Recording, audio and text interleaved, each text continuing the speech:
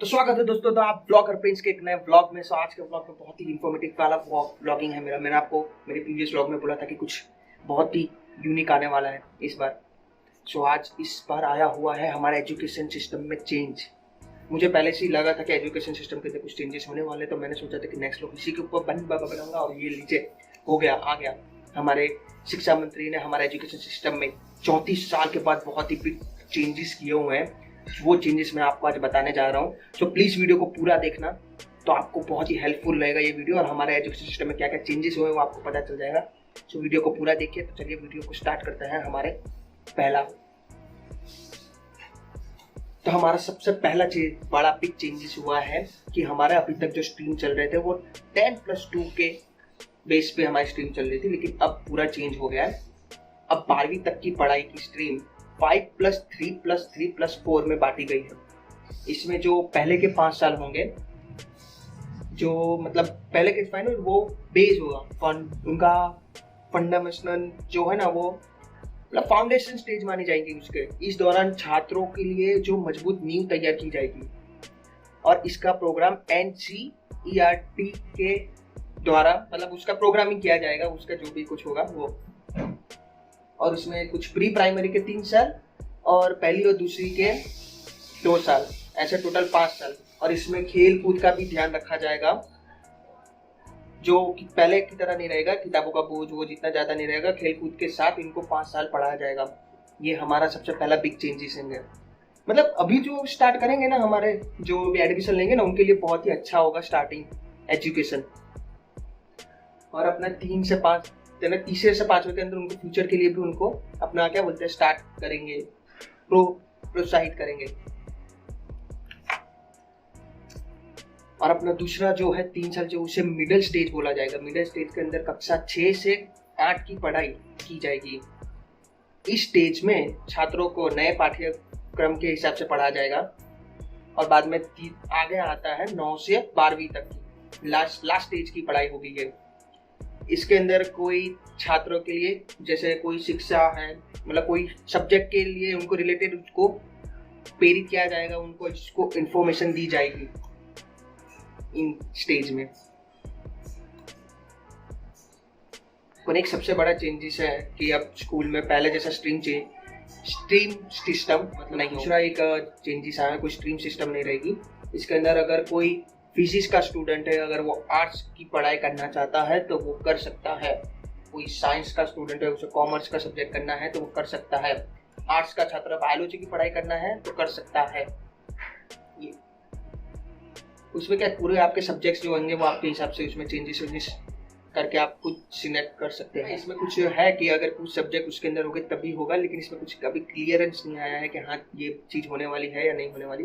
वो तो आगे ही पता चलेगा। नहीं है कि 3 स्ट्रीम थी कि साइंस, कॉमर्स और आर्ट्स, अब ऐसा नहीं रहा है। अब सब लोग सब कुछ पढ़ सकते हैं। इसके लिए कोई अलग से 3 स्ट्रीम लेने की जरूरत नहीं है। नहीं तो पहले क्या था कि साइंस लिया तो बाद में ह्यूमैनिटी नहीं पढ़ सकते, आर्ट्स नहीं पढ़ सकते, कॉमर्स नहीं पढ़ सकते। अब वो सब सिस्टम गई।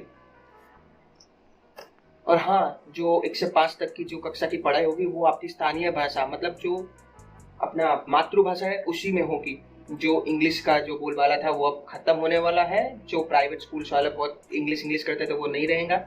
1 से 5 तक राष्ट्रीय भाषा में ही बात होगी। मतलब बात नहीं, मतलब पढ़ाई होगी। बात भी तो वही होगी, समझ जाना। थोड़ा बहुत मैं कोई प्रोफेशनल नहीं हूँ अब। और हाँ, अब छठी स्टैंडर्ड में पहुंचते ही उनको कोडिंग सिखाई जाएगी। मतलब जैसा चीन में कैसा कि बचपन से ही सबको कोडिंग वगैरह, वैसा भी यहाँ पे भी होगा। बचपन से ही उनको पढ़ाया जाएगा अपना कोडिंग वगैरह, एप्लीकेशंस। और उसकी प्रैक्टिकल नॉलेज अगर उसको लेनी है 6 स्टैंडर्ड में, तो इस वजह से मतलब जो कंप्यूटर विषय से जुड़ी हुई जो स्ट्रीम है वो अपना उसमें भी जा सकता है, इंटर्नशिप वगैरह में। ये अगर कोई दे रहा है आपके बच्चे को, अगर सॉफ्टवेयर में इंटरेस्ट है तो वो सॉफ्टवेयर के लिए स्कूल के दौरान ही वो इंटर्नशिप कर सकता है। यही सब सारी होगा। और नेक्स्ट है अपने 9 से 12वीं तक की जो अपनी सेमेस्टर सिस्टम हो गई है, बहुत ही बड़ा है। 9 से 12वीं में सेमेस्टर सिस्टम हो गई है। और 10वीं में जो अपनी बोर्ड की एग्जाम आती थी वो अब नहीं होगी। 10वीं की बोर्ड की एग्जाम नहीं होगी। वापस सुना, 10वीं की बोर्ड की एग्जाम नहीं होगी। अब 9 से 12 तक की सेमेस्टर के हिसाब से एग्जाम होगी। मतलब पहले जैसा नहीं रहेगा कि साल में एक बार होगी तो साल में एक बार मेहनत कर लेंगे। अब ऐसा नहीं होगा, हर 6 महीने के बाद एक एग्जाम होगी और दूसरे 6 महीने मतलब पूरे साल की पढ़ाई करके लास्ट में जो एग्जाम आएगी उसी के ऊपर तुम्हारा लोगों का रिजल्ट और वगैरह वो सब आएगा। तो 6 मतलब सेमेस्टर वाइज एक साल में 2 सेम आएंगे। ये हमारा एक नया बिग चेंजेस है। सो भाई अभी भी आगे बहुत है, देखते जाइए, वीडियो को पूरी देखते जाना, स्किप मत करना। और हाँ, इसमें बोर्ड की एग्जाम भी थोड़ी इजी कर दी जाएंगी और इसको रिपोर्टिंग का 360 डिग्री असिस्टेंट के आधार पर बनेगा। मतलब इसमें क्या है कि सिर्फ क्या बोलते हैं अपने सिर्फ लिख के उसके बेस पे नहीं होगा। अपने स्कूल की टीचर्स, हमारा जो बिहेवियर है, एक्स्ट्रा एक्टिविटी करेक्टिविटी, उस हिसाब से वो रिपोर्ट कार्ड भी पूरा रेडी होगा, सिर्फ लिख के हुए नहीं होगा। फाइनल एग्जाम देने के बाद जो उसका अलग अलग जो चेंजेस होते हैं मतलब। और हाँ, ये अब नेक्स्ट बहुत ही बिग न्यूज़ है अपने कॉलेज के स्टूडेंट के लिए जो लाइक 12th के बाद उनका कट ऑफ नहीं क्लियर होता कैट के एग्जाम में ये वो, तो वो अब डायरेक्ट कॉलेज में CAT एग्जाम दे सकते हैं। कॉमन एप्टीट्यूड टेस्ट होगा, वो डायरेक्ट अगर कट ऑफ उनका नहीं हुआ वो कॉमन एप्टीट्यूड टेस्ट दे के वो डायरेक्ट उसमें एडमिशन ले सकते हैं अगर उन्होंने वो क्लियर कर लिया। और हाँ, कॉलेज में एक बिग न्यूज़ और भी है कि अब जो कॉलेज का स्टूडेंट जो है वो 3 से 4 ड्यूरेशन में बांट दिया गया है। पहले अगर आप सेकेंड ईयर या फर्स्ट ईयर में अगर ड्रॉप आउट ले लेते थे या किसी फैमिली प्रॉब्लम की वजह से या कुछ भी, तो वो अब ऐसा सिस्टम नहीं रहेगी। अब आपको अगर फर्स्ट ईयर में ही अगर आपने छोड़ दिया तो आपको कंप्लीटेशन का मतलब एक कंप्लीट का सर्टिफिकेट मिलेगा फर्स्ट ईयर का। और अब अगर सेकेंड ईयर से आप ड्रॉप आउट किया तो उसके अंदर आपको डिग्री का तो नहीं लेकिन डिप्लोमा का सर्टिफिकेट मिलता है।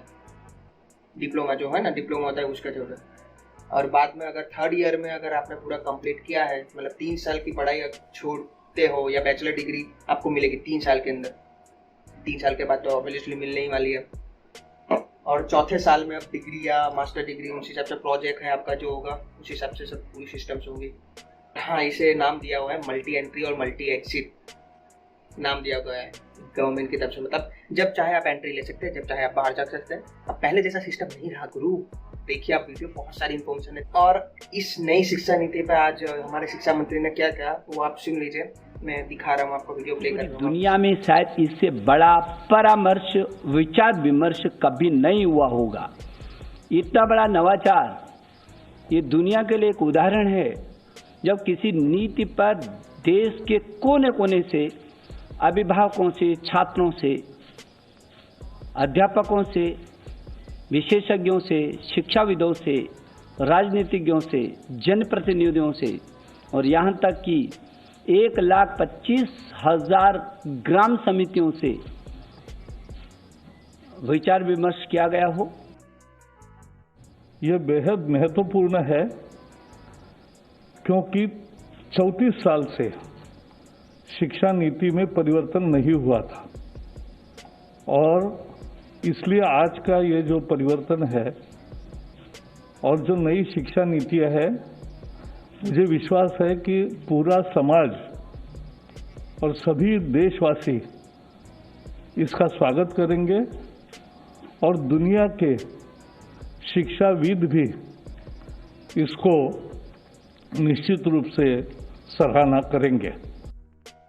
आज की व्यवस्था में यदि 4 साल इंजीनियरिंग पढ़ने के बाद या 6 सेमेस्टर पढ़ने के बाद किसी कारणवश मैं आगे नहीं पढ़ सकता हूं, तो मेरे पास कोई उपाय नहीं है, मैं आउट ऑफ द सिस्टम हो जाता हूं। Multiple entry and exit system में ये रहेगा कि 1 साल के बाद सर्टिफिकेट, 2 साल के बाद डिप्लोमा, 3 या 4 साल के बाद डिग्री, यानी और multiple entry through academic bank of credit, जो नीचे बुलेट है कि मेरे जो क्रेडिट फर्स्ट ईयर के हैं, सेकेंड ईयर के हैं, जैसे बैंक के सेविंग अकाउंट होते हैं वैसे ही एकेडमिक क्रेडिट में डिजी लॉकर के माध्यम से हमारे वहाँ पर क्रेडिट रहेंगे। So that in the third year if I want to take a sabbatical for a year or I want to take a break for any reason, family condition or otherwise for some time, and I return after a fixed period, within a fixed period of which will be prescribed by the new Higher Education Commission. If I come back to the education system, I will not be asked to repeat the first and second year. My credits are already there in the academic credit bank. I will utilize those credits for my further education. आप सब जानते हैं कि अभी 10+2 structure है, जिसमें जो पहले 10 वर्ष हैं उनका एक तरह से फेज वाइज करिकुलम होता है। फिर सडनली जब आप सेकेंडरी में जाते हैं, +2 में जाते हैं, तो सब्जेक्ट जो है स्पेशलाइजेशन होने लगती है। यहाँ पर जो हम सिस्टम लेकर के आए हैं वो 15 वर्ष का जो आप देख रहे हैं 5+3+3+4, उसमें 3 वर्ष तो पूर्व प्राथमिक हैं। उसी तरह जो +4 लिखा है वो 9th to 12th है। इसमें भी जैसा कि सर कह रहे थे, जैसा हायर एजुकेशन में है, कोई स्ट्रीम्स नहीं है, मल्टी डिसिप्लिनरी होगा। अगर बच्चा फिजिक्स के साथ, जैसा सर ने कहा, फैशन स्टडीज लेना चाहे, बेकरी कन्फेक्शनरी कुछ पढ़ना चाहे केमिस्ट्री के साथ, इट विल बी परमिटेड। सो यही था पूरा हमारा एजुकेशन सिस्टम का चेंजेस और क्या है क्या नहीं। मैं आपको अगर कुछ इन्फॉर्मेशन आप न्यूज़ पे देख ही लेना, ये तो जो मेन न्यूज़ थी मैंने आपको बता दिया है। और हाँ, आज अनलॉक 3B का भी न्यूज़ आया है, वो भी मैं आपको बता देता हूँ। जैसे अनलॉक 3 के अंदर जिम और योगा क्लासेस थे, उनको परमिशन मिल गई है, वो 5 अगस्त के बाद से खोल सकते हैं। और स्कूल कॉलेजेस कोचिंग इंस्टीट्यूट वो अभी बंद ही रहेंगे 31 अगस्त तक।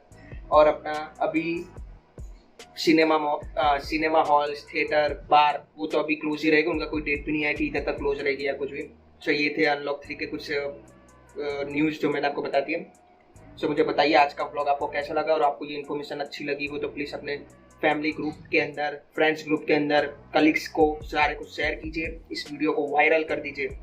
तो मिलते हैं आपको नेक्स्ट वीडियो में, अभी के लिए गुड बाय।